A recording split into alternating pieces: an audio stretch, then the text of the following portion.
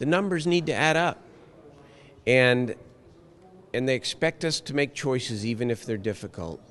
If I saw $12.5 billion worth of reorganizations and efficiencies and such, it might be a different conversation. But we all know the truth, which is that while there's a whole lot more we have to do in the area of efficiency, the truth of the matter is there are two ways to balance this budget. One is to cut even deeper and really hit the bone of public education and public safety.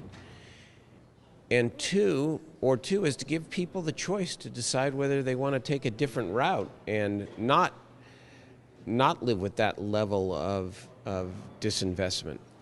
So let us proceed, and we'll see where this goes over the next several days. But we never give up. That answer.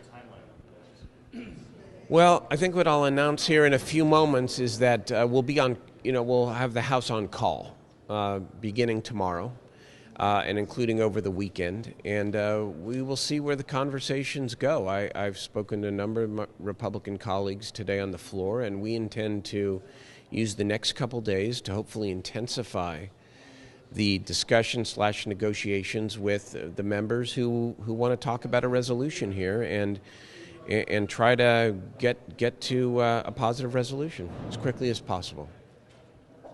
What else can I tell you? Yeah. Well, that was a nice offer, but I don't think that's not where we're at right now. We want to continue to see if we can create some level of bipartisanship.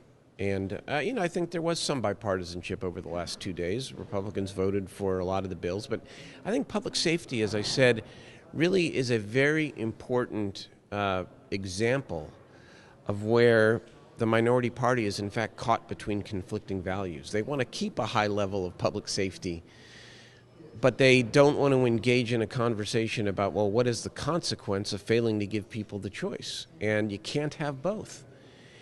And we're going to keep pressing that case. I think that we have certainly followed through on what we said, namely that we would make hard cuts. And we've done so over the last 2 days, not happily, but out of necessity. And we're going to just keep plowing ahead. The word is methodical. You just keep going. Darrell, just to that point, yeah. though, I mean, one follow you could say to that on the senator's argument is that you had the bills at 2/3. You moved them to a majority vote bill today.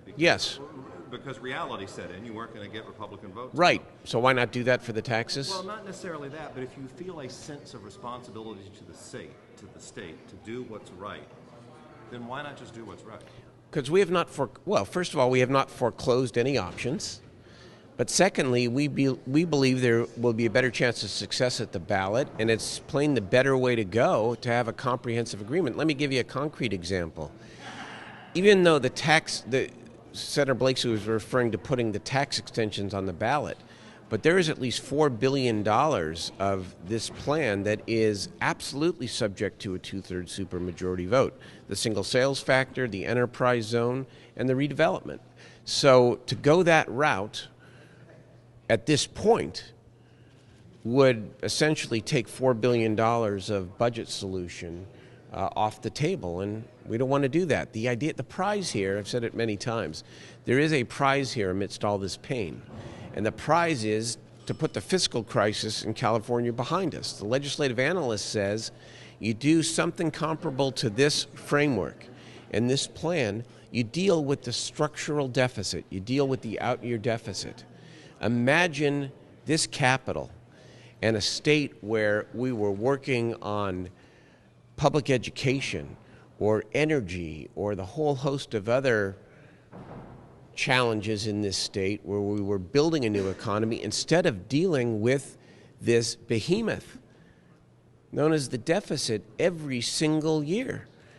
That's the prize here. And I think while our colleagues on the other side of the aisle want to use their power and their leverage, and, okay, let's keep our eye on the prize. The eye on the prize is putting this behind us.